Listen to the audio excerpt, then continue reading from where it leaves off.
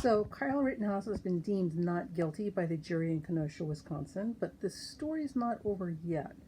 So a couple of things I just want to point out, and keep in mind, because I think this is interesting. So the first thing, did you know that the judge, Schroeder, was elected into this position? I don't know how they typically put judges in positions of judgeships in other places, but apparently in Kenosha, Washington, this is an elected position, which means that Mr. Schroeder has a vested interest in deferring or showing bias and being supportive of the defendant, since he is such a much loved public figure, especially out there in the heartland, because they're a little boy hero.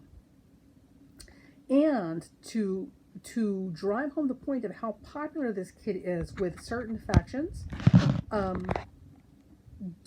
all you have to do is go online and look. This kid has had donations pouring in like a torrential rainfall for his legal defense from all corners and from people who certainly don't know him.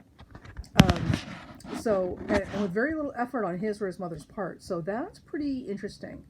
The other thing is the dregs of the Senate, or at least some of them, not all of them, Gosar, Gates, and Cawthorn are all clamoring all over themselves to try and hire this kid on as an intern in D.C.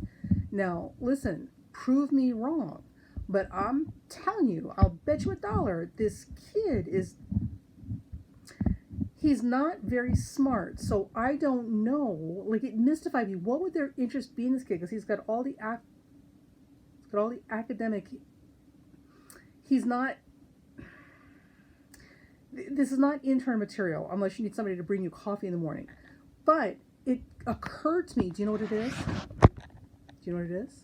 It's because Kyle is so symbolic with people who are free with their wallets and their money when hateful agendas are involved, that to these politicians, Kyle literally represents a fundraising cash cow. So they're literally trying to cash in and ride on Kyle's ability to be a sympathetic figure to these people who are so quick to send him checks to defend him because they want part of that money pool. So that's what that's about. I thought that was interesting. And right. And the other thing is, did you know that Kenosha, Washington, the population is so small? So small.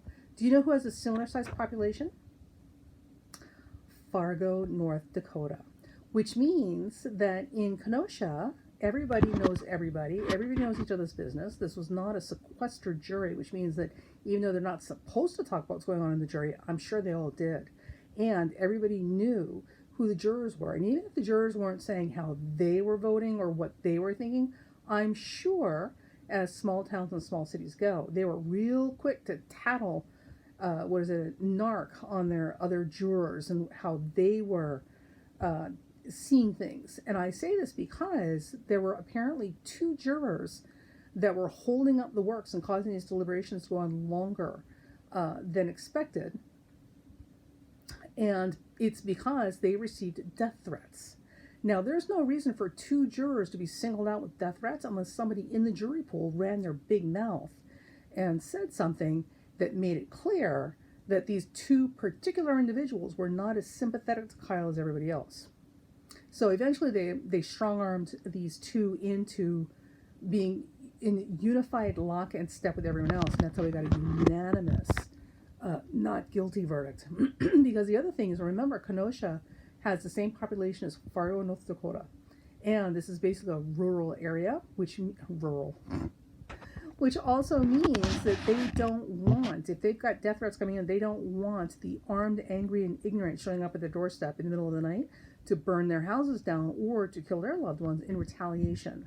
So it's much easier just to not deal with this at all. Nobody wants to be responsible for this kid going to prison and having to deal with the fallout with the local KKK community, which certainly would have come after them.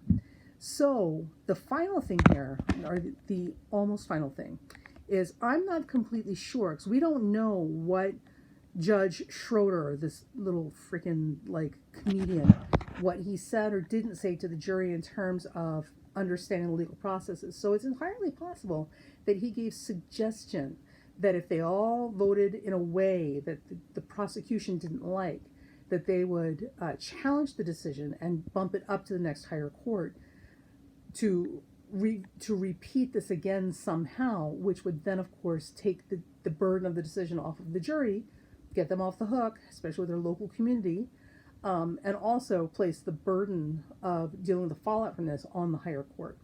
Now, it does not sound like this is true or possible, but I don't know anything about legal processes, and I'm sure that these average Joes and Janes that were on the jury don't know either. I mean, we're not legal scholars here. Most people end up in jury trials because you're forced into it, not because you're in law school and it's a required or voluntary course.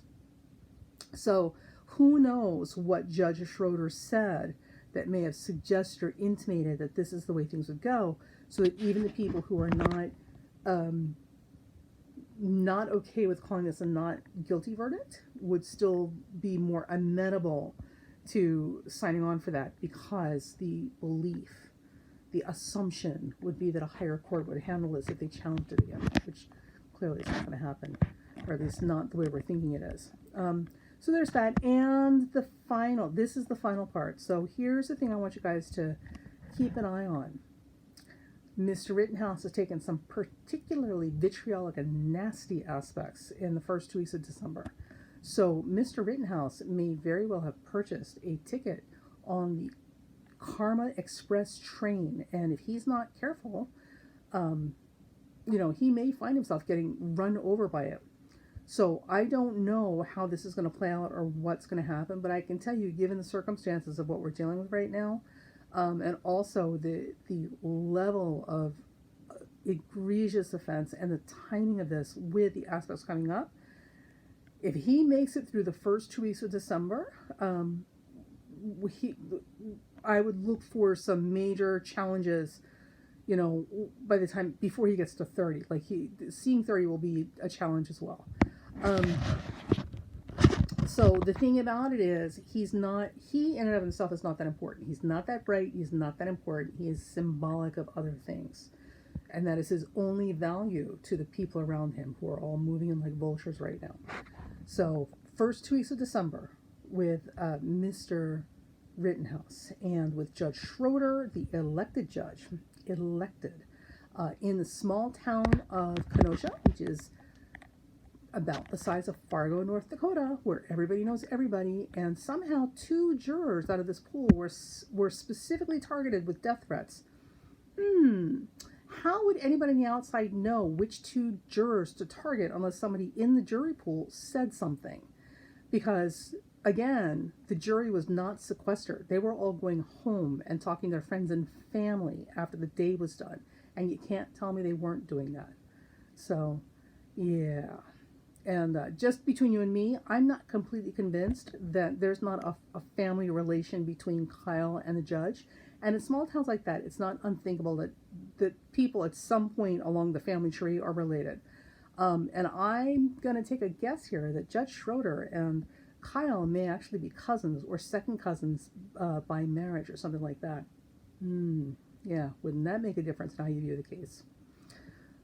All right, so that is the end of that. I don't want to talk about this trial or Rittenhouse anymore. I'm so beside myself right now. Hang in there. Fight the good fight.